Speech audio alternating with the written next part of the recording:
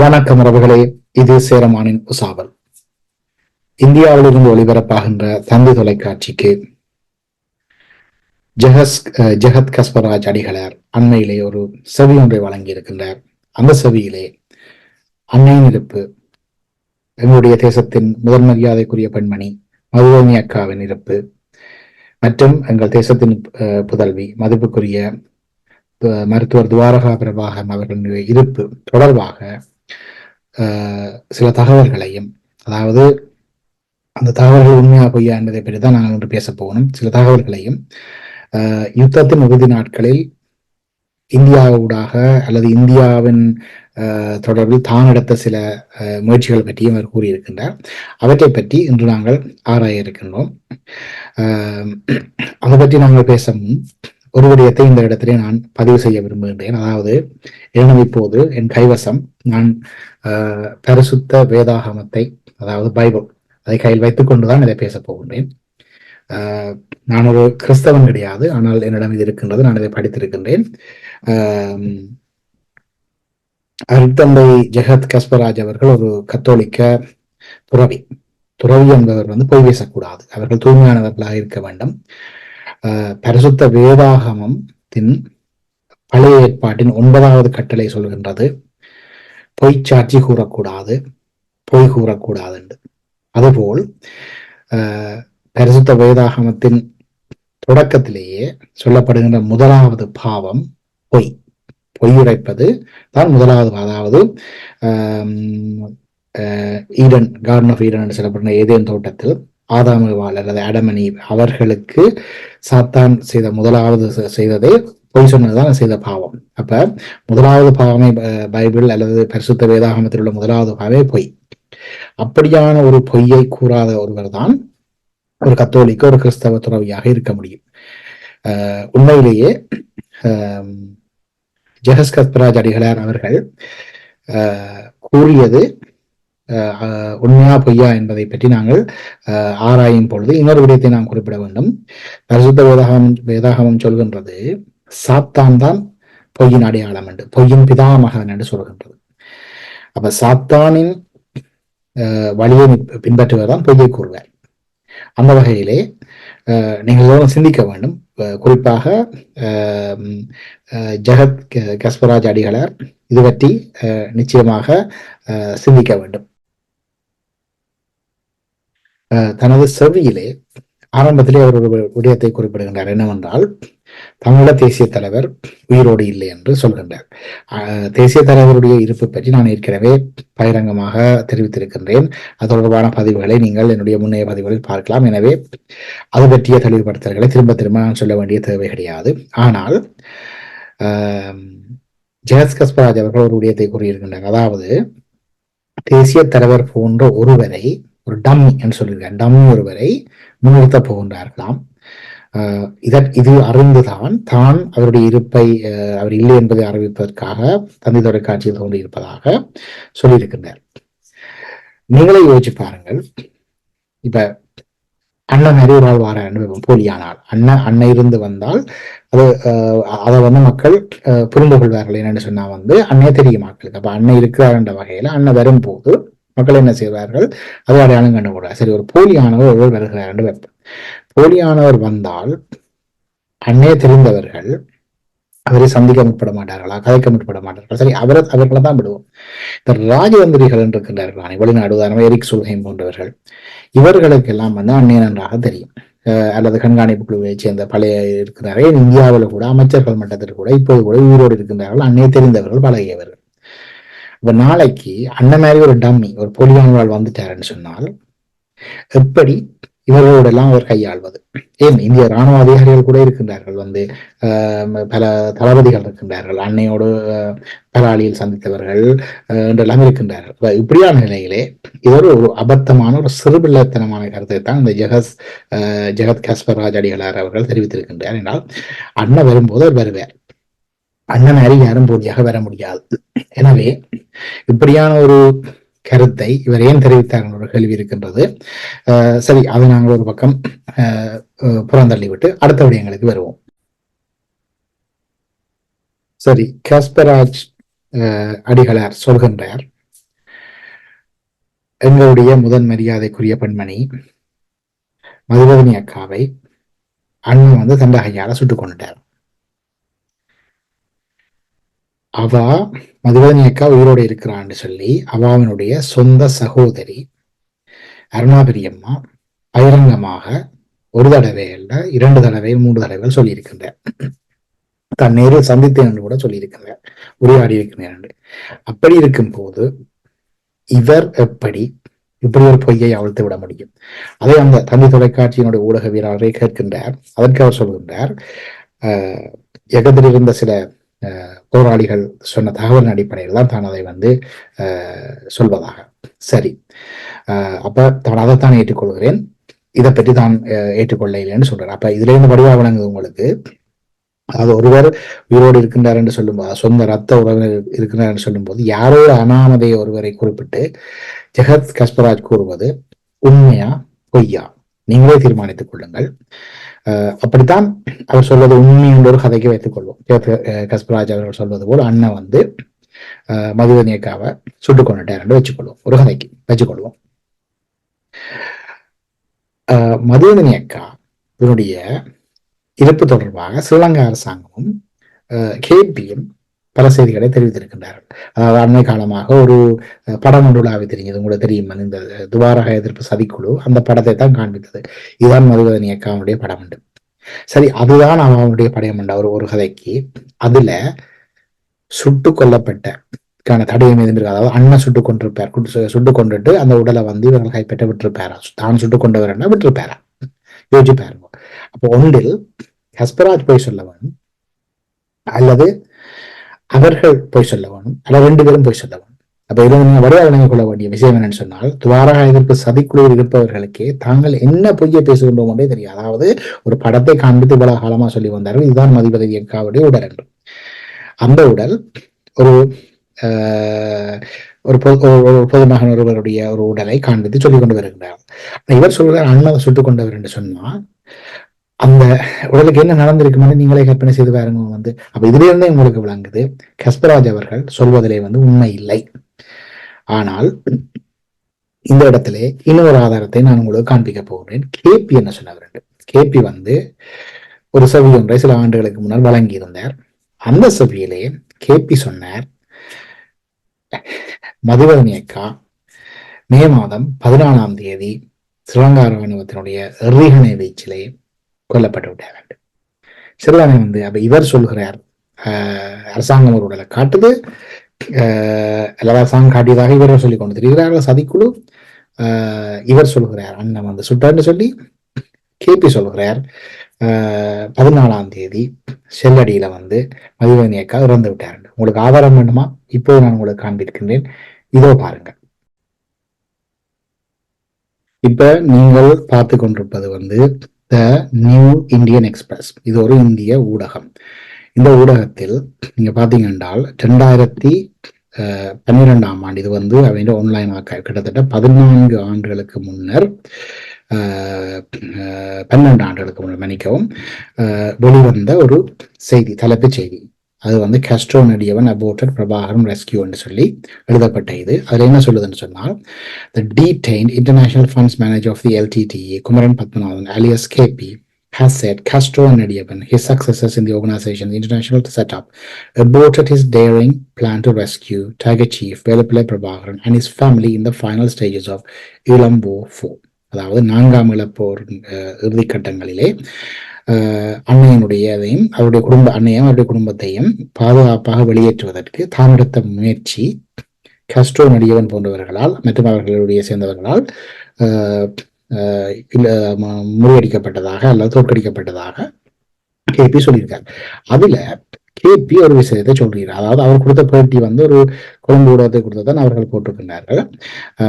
அதை போடும்போது அவர்கள் என்ன சொல்கிறார் என்று பாருங்க. நான் உங்களுக்கு இப்ப அந்த சரியான பகுதியை கொண்டு வரேன். இதுல வந்து ஒரு தலைப்பு போட்டிருக்காரு, ஃபேட் ஆஃப் ஃபேமிலி. ஹைலைட் பண்ணிக்கிறேன். இது சொல்லி கிடக்கு, Prabhakaran's wife Madhuvadani was killed in the shelling prior to Prabhakaran's bid to escape Vanni. Presumably, the youngest son Balachandran was also killed as he was in the habit of clinging to his mother, unable to stand the incessant shelling.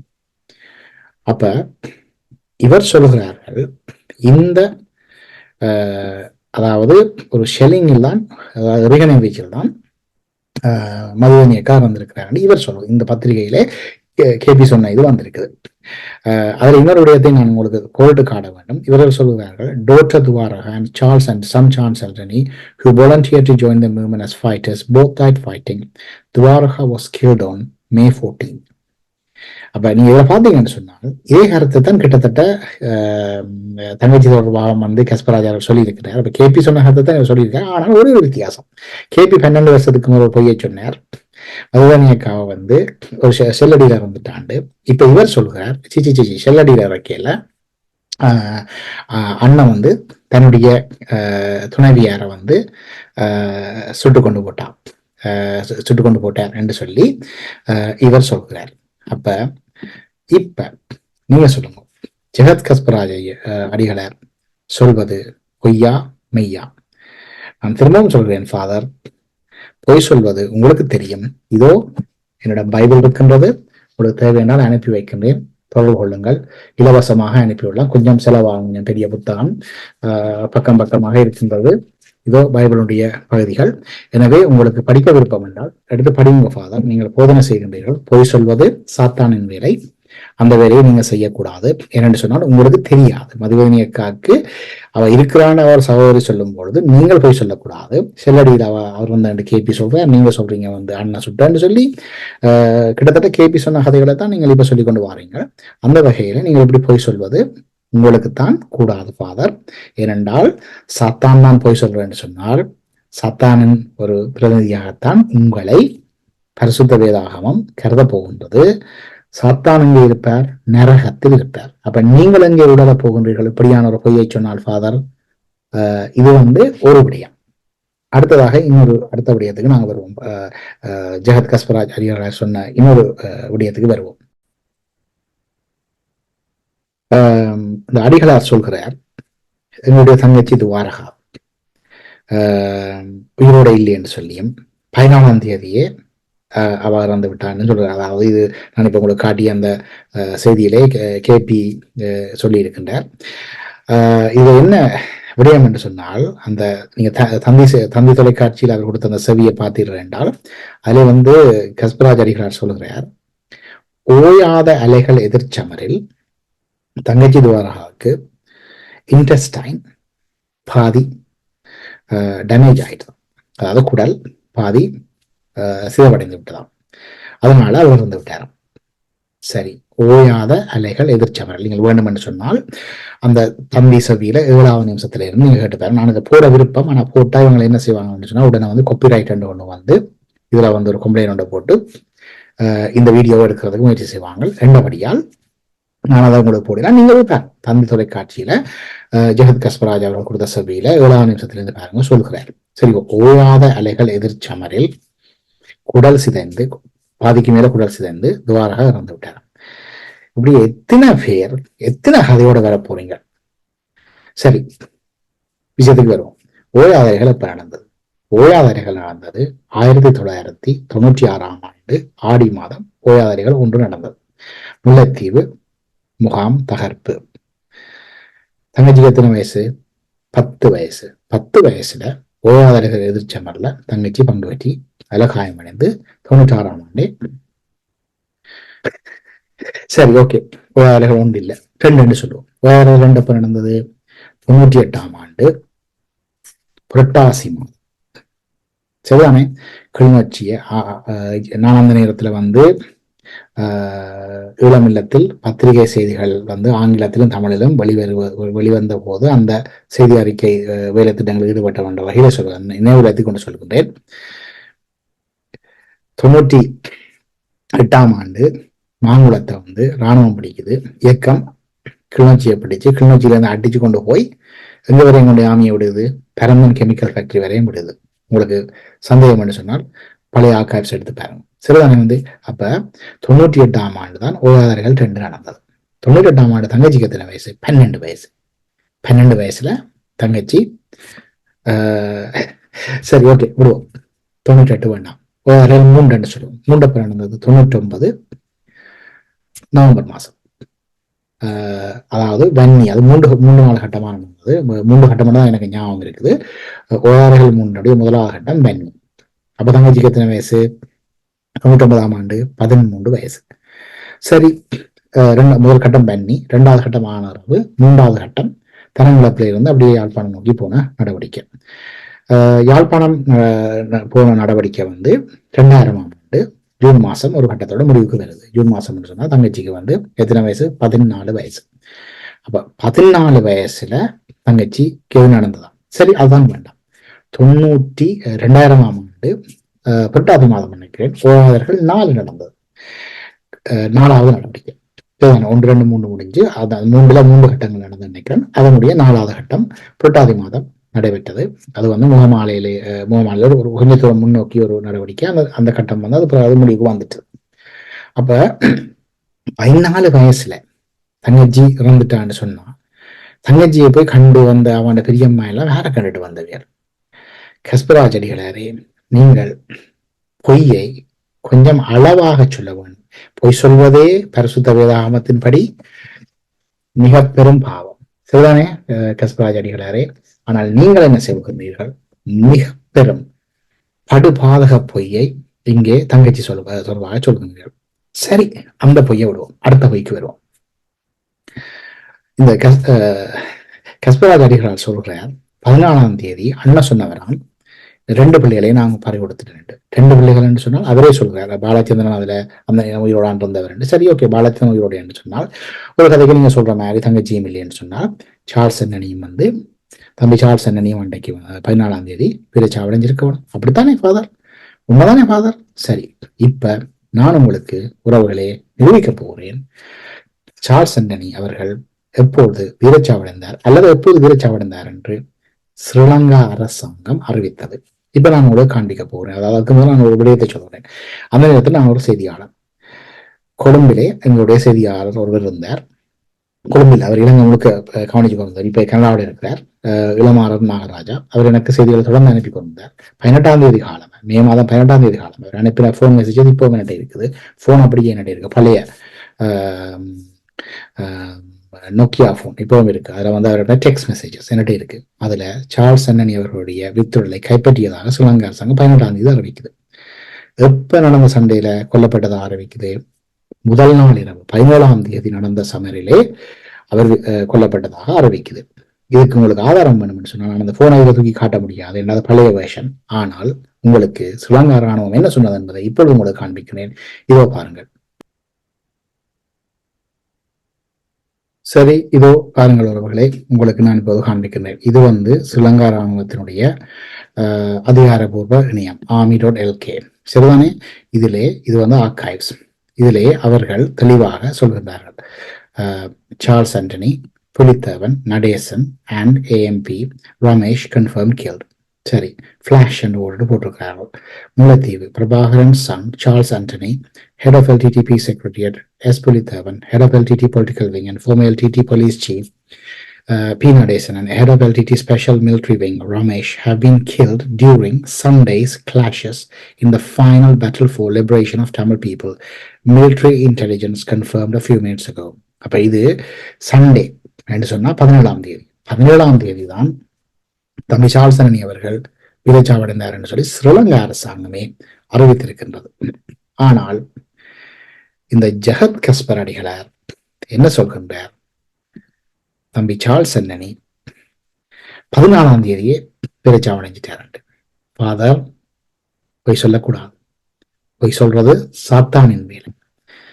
பொய் சொன்னால், பொய் சொல்வது, அதுவும் பொய்ச்சாட்சி சொல்வது பழைய ஏற்பாட்டின், பைபிளின் பழைய ஏற்பாட்டின் 9வது கட்டளைப்படி பெருங்குற்றம். இது வந்து மோசஸ் எழுதி வச்சிருக்கிறார். சரிதானே ஃபாதர்? நீங்கள் ஒரு போதகர் இப்படியெல்லாம் போய் சொல்லக்கூடாது. அப்ப ஒட்டுமொத்தமா பாருங்க. சரி, அண்ணன் தொடர்பாக, அன்னையினுடைய நிகழக்கூடிய வருகை தொடர்பாகத்தான் அவர் ஒரு சிறுவத்தனமாக சொன்னார்னு வைப்போம். மதிவதனியக்கா தொடர்பாக ஒரு பச்சை பொய்யை சொன்னார். சரி, தங்கச்சி இதுவாரா தொடர்பாக பச்சை பொய்யை சொன்னார். சார்ல்ஸ் ஆண்டனி, தம்பி சார்ல்ஸ் ஆண்டனியை பற்றி அதுவும் ஒரு மோசமான பொய்யை சொல்லி இருக்கின்றார். இன்னொரு விடயத்தை அவர் சொல்கின்றார், துவாரகா வந்த பெண் யாருன்னு தெரியுமா, முகவரி தன்னிடம் இருக்காம், பிரிவசிக்காக தான் விடமாட்டாருன்னு அவன் ஐடி கார்டே இருக்கான்.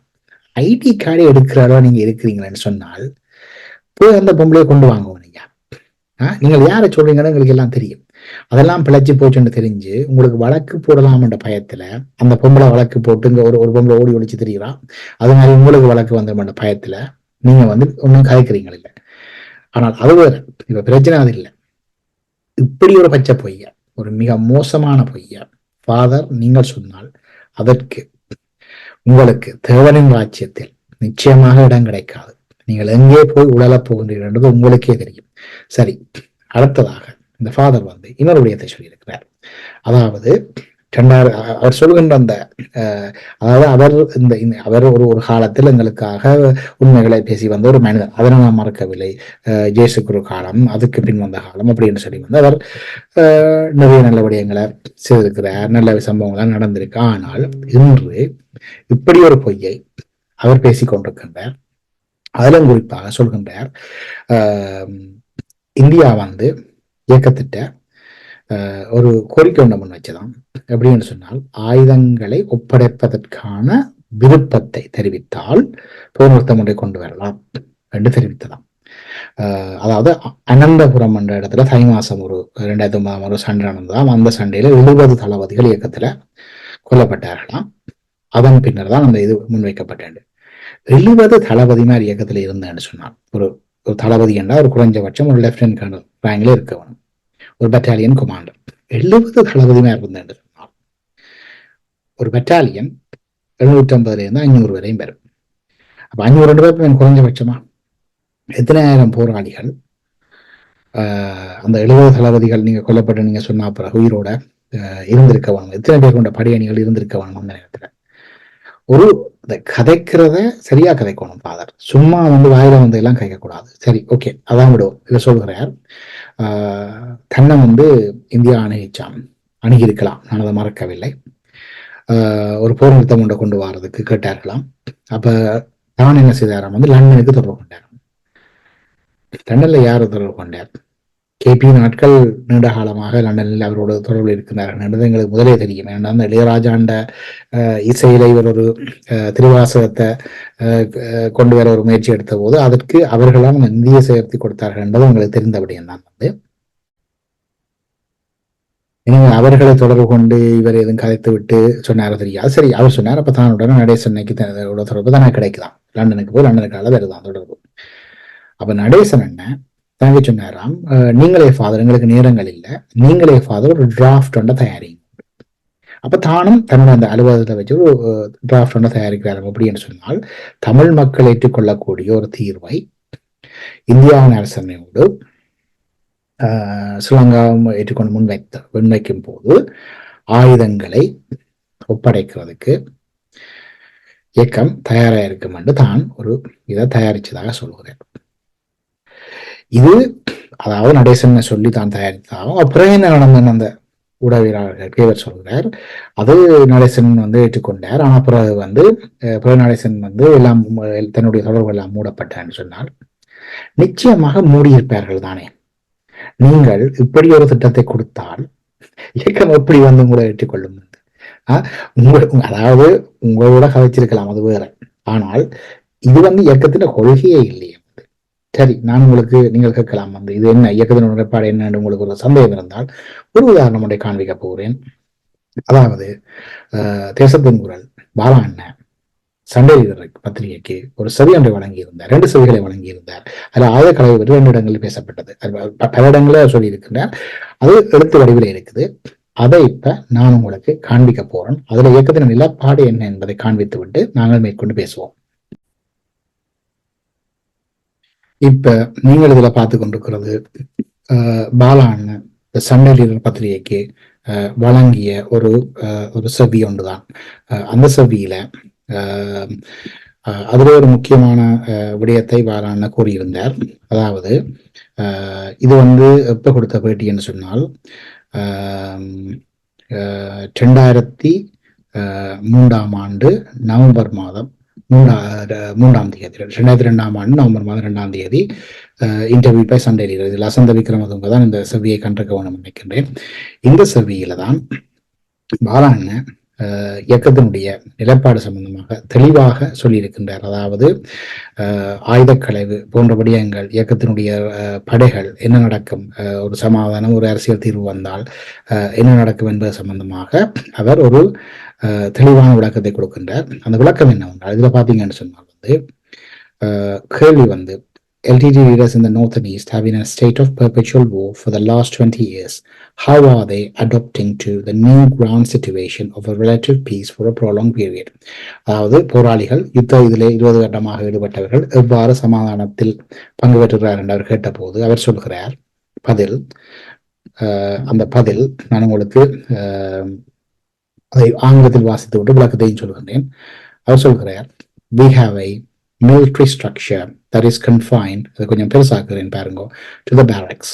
Unlike the Sri Lankan armed forces occupying the Tamil areas, they are confined to barracks in the jungle areas. This military structure will be there until a permanent solution to the ethnic question is resolved. அதாவது இந்த இராணுவ கட்டமைப்பு ஒரு நிரந்தரமான தீர்வு இந்த இனப்பிரச்சனைக்கு காணப்படும் வரை இருக்கும்.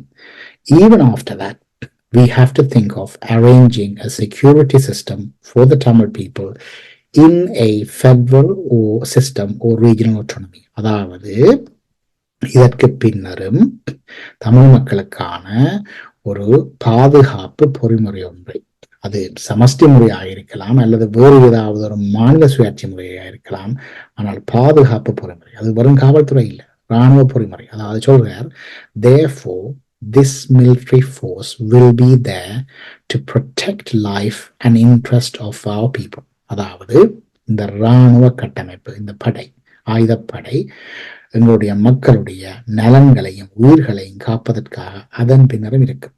இது வாழான சொல்லியிருக்கிறார். அப்ப அது சொல்ற, the formations may be structurally changed. அதாவது இதனுடைய கட்டமைப்பு மாறலாம். There is a practice where national liberation movements have been converted to national guards in the interest of the community they were fighting for. அதாவது இது நடைமுறையில் இருக்கின்றது.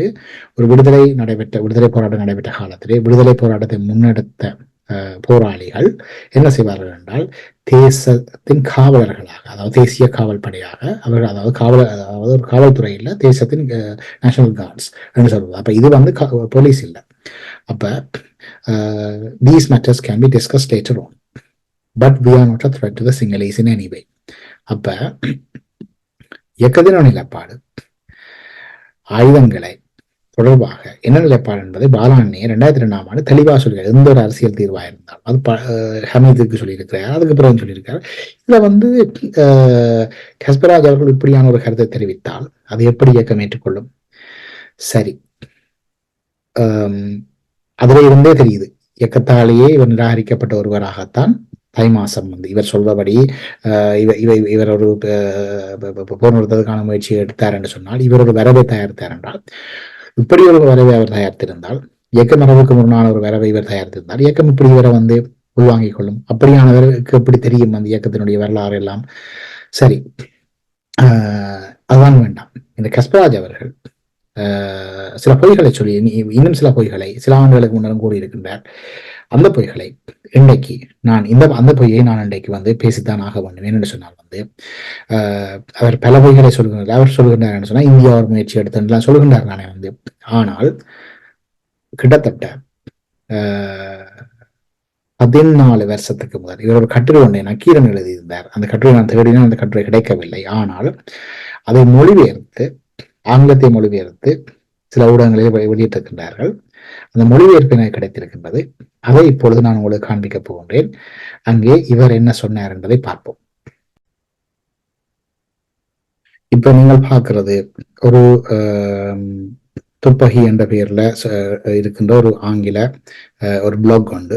அதுல கஸ்பராஜ் அவர்கள் எழுதிய கட்டுரை அவர்கள் மொழிபெயர்த்து போட்டிருக்கின்றார்கள். 2014 வெளியிட்டிருக்கின்றார்கள். ஆனால் இது 2010 ஆண்டு இவர் இதுல அது நக்கீரன் எழுதியதாக குறிப்பிடப்பட்டிருக்கின்றது. இதில் பார்த்தீங்கன்னு சொன்னால் அதில் தலைப்பை father Gaspar Raj Mullivaikkal last stages facts unknown to the Tamil speaking world, அதாவது தமிழ் கூறும் உலகத்துக்கு நல்லுலகத்திற்கு தெரியாத உண்மைகள் என்ற தலைப்பு தான் இவர் எழுதியிருக்கிறார். அதில் what is written here Nakkeer, அப்போ நக்கீரன் தான் எழுதியிருக்கின்றார். அதிலே அவர் முக்கியமான விடயத்தை சொல்கின்றார். அதாவது கடைசி கட்டத்தில் இப்போ அண்மையை விடுத்த பட்டியல சொல்லியிருக்கார், ஆயுதங்களை கீழே வைப்பதற்கான ஒரு ஒப்புதலை, அதாவது ஒரு தீர்வு கிடைத்தவினர் தான் இயக்கத்துக்கு இந்தியா நிபந்தனை வைத்தாண்டு. ஆனா இதுல சொல்கிறார் எப்படின்னு சொன்னால், அமெரிக்கா கேட்டுக்கொண்டதாம் இந்த நடவடிக்கைகளை இயக்கத்தினுடைய ஆயுதங்களை ஒரு இடத்துல அமெரிக்க கப்பல் படை இயக்கத்தின் ஆயுதங்களை எல்லாம் பொறுப்பேற்கும். இயக்கத்துக்கும் ஸ்ரீலங்கா அரசாங்கத்தின் பேச்சுவார்த்தை நடக்கும். அந்த பேச்சுவார்த்தையின் முடிவில் பேச்சுவார்த்தை தோல்வி கண்டால் இயக்கத்தின் லொக் பண்ணி வச்சிருந்த ஆயுதங்கள் இருக்குதானே அமெரிக்கா, அதை திருப்பி கொடுத்துரும். சரிதானே? இதோ வாட்சி காட்டுன்னு பாருங்க. Following this, there will be a US-initiated end to the war by the Sri Lankan side. The civilians will be removed from Mullivaikkal to safety by the USA forces with the involvement of the ICRC. All of the weapons of the LTT will be locked up with the USA's help. The talks between the Sri Lankan government and the LTT will resume. If the talks fail, the USA will hand over the locked up weapons back to the LTT. அப்ப நீங்க யோசிச்சு பாருங்க, இயக்கம் ஆயுதங்கள் எல்லாம் அமெரிக்காவோட கொடுக்க போகுதான். பேச்சுவார்த்தை தோத்துட்டா அமெரிக்காவோட கொண்டே பத்திரமா கொண்டே கொடுக்கும். நினைக்கிறீங்களா? இயக்கத்துக்கு தடை இருக்குது அமெரிக்காவில். தடை சட்டத்தின்படியே ஆயுதங்களை இயக்கத்துக்கு கொடுக்கக்கூடாது ரெண்டு சட்டம் சொல்லுது. ஆயுதங்கள் கொடுக்கக்கூடாது, ஆயுத உதவிகள் கிடைக்கக்கூடாதுன்னு சொல்லி ஏற்கனவே வழக்குகள் எல்லாம் இருக்கு. அப்ப ஆயுதத்தை வேண்டிட்டா அமெரிக்கா திருப்பி கொடுக்குமா? இந்த ஃபாதர் கஸ்பராஜ் அவர்கள் எவ்வளவு மோசமான ஒரு பொய்ய அந்த காலத்துல ஒரு 14 வருஷத்துக்கு முதல் எழுதியிருக்கிறார். நான் திரும்பவும் சொல்கிறேன், பரிசுத்த வேதாகம் சொல்கிறது, ஃபாதர் நீங்கள் பொய் சொல்லக்கூடாது, பொய் சொன்னால் அது சாத்தானின் வேலை, சாத்தான் தான் பொய் சொல்வான் என்று பைபிள் சொல்கிறது. ஒரு மோசமான பொய்யை சொல்லி இருக்கிறீர்கள். சரி, இப்படி ஒரு திட்டம் இருந்ததா என்று நீங்கள் இருந்திருக்கலாம் தானே என்று கூட நீங்க சொல்லலாம். நான் உங்களுக்கு சொல்கிறேன், கேபி இது சம்பந்தமாக என்ன சொல்லியிருக்கிறார் என்பதை நான் உங்களுக்கு காண்பேன். ஏன்னா இவர் தான் அப்படியான பேச்சுவார்த்தையில் ஈடுபட்டவர். இந்த கேபி ருத்ரமாறன் போன்றவர்கள். கேபி அவர்கள் ஒரு செவி ஒன்றை கிட்டத்தட்ட 12 வருஷத்துக்கு கொடுத்திருந்தார். அந்த செவியை நான் தேடி எடுத்து வைத்திருக்கிறேன், அதை காண்பிக்கிறேன். அதிலே அந்த திட்டத்தில் என்ன சொல்லப்பட்டது என்பதை கேளுங்கள். அதில் கஸ்பராஜ் சொன்ன பொய்களை நீங்கள் புரிந்து கொள்ளலாம். இப்போது உங்களுக்கு அந்த பகுதியை கொண்டு செல்கிறேன். சரி, இப்ப நீங்கள் பார்த்து கொண்டிருக்கிறது டெய்லி மிரர் பத்திரிகையில டிபிஎஸ் ஜெயராஜ் என்று சொல்லப்படுகின்ற ஒருவருக்கு கனடாவில் இருக்கிறார். அவர் அவருக்கு கேபி அவர்கள் வழங்கிய ஒரு செவி 2012ஆம் ஆண்டு நவம்பர் 23ஆம் தேதி கொடுத்திருக்கின்றார். அதாவது அந்த செவியிலே உங்களுக்கான முக்கியமான பாதிக்கு கொண்டு வரப் போகின்றேன்.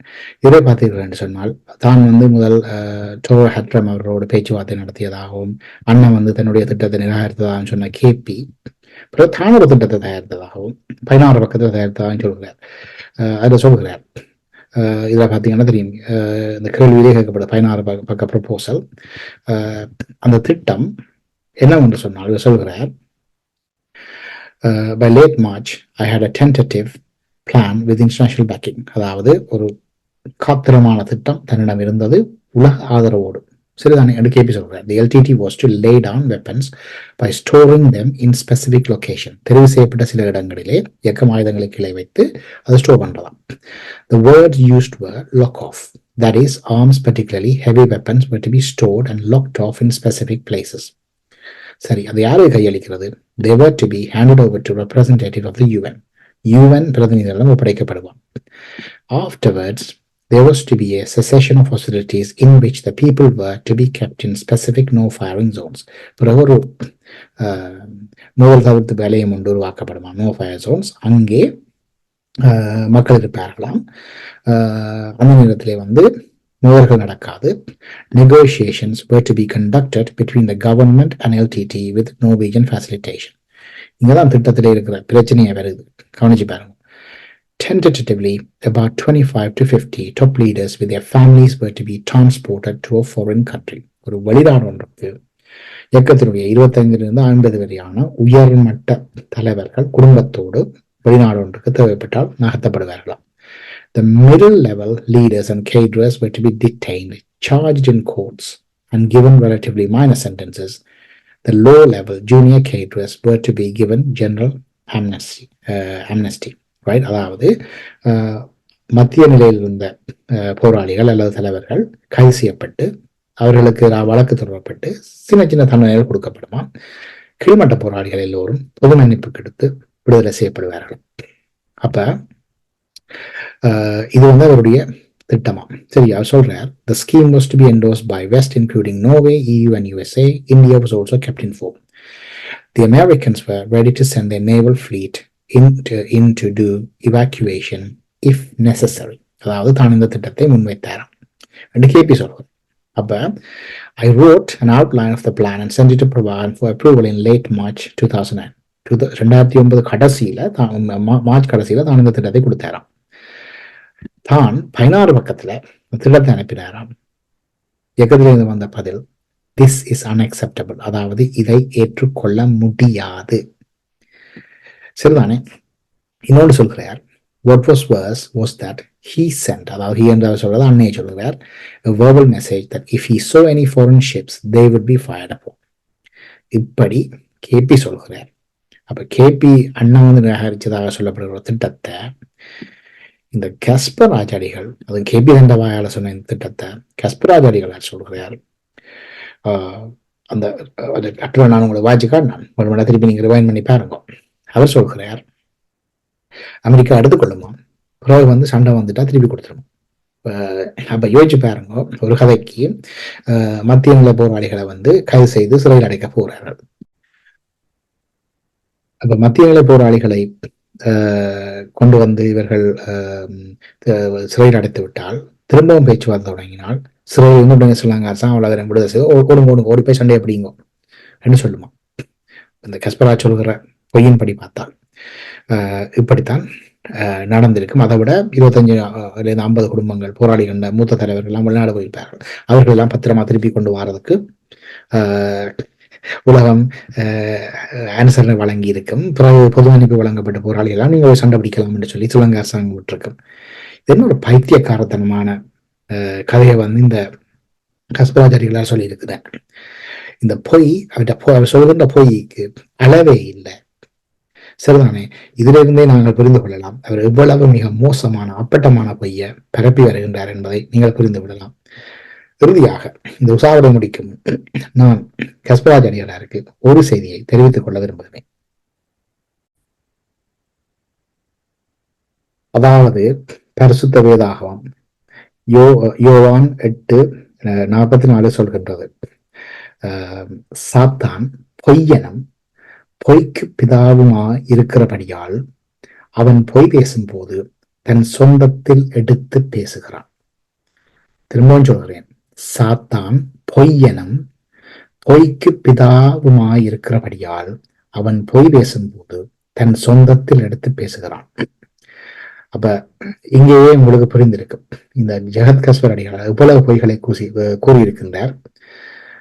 இவர் வனபிதா என்று சொல்கின்றார்கள். இவர் என்ன பிதா என்பதை இப்போது நீங்கள் புரிந்து கொள்ளலாம். அதை விட முக்கியமானது இன்னொரு விடயத்தை மத்தேயு 5:37 சொல்கின்றது, உள்ளதை உள்ளதென்றும் இல்லாததை இல்லை என்றும் சொல்லுங்கள், இதற்கு மிஞ்சினது தீமையினால் உண்டாயிருக்கும். இது ஜெகத் கஸ்பர் அடிகளாருக்கு பொருந்தும். ஐயா, நீங்கள் உண்மையிலேயே தேவனின் சாம்ராஜ்யத்தில் அங்கு செல்ல விரும்புகிறீர்கள் என்று சொன்னால் நீங்கள் உடனடியாக நீங்கள் கூறிய பொய்களுக்கு பகிரங்கமாகவே பாவ மன்னிப்பு கோருவதுதான் பொருத்தமாயிருக்கும். இல்லை என்று சொன்னால் பரிசுத்த வேதாகமத்தின்படி நீங்கள் உழலப் போவது சாத்தானோடு நரகத்தில். நல்லதுறவுகளே, ஒரு துறவியின் போர்வையிலே பொய்யை அவர்கள் ஜெகத் கஸ்பர் அடிகளார் உரைத்த பொய்களை இங்கே உங்களிடம் ஆதாரபூர்வமாக அமலப்படுத்தி இருக்கின்றேன். மீண்டும் இன்னும் ஒரு நிகழ்ச்சியினூடாக சேரமான் தொலைக்காட்சியில் உங்களை சந்திக்கின்ற உறவுகளே, வணக்கம் அவர்களே. தமிழ் மகள் துவாரகா தலைமை ஏற்போம், தமிழர் நாம் ஒன்றாகி தாய்மண் காப்போம்.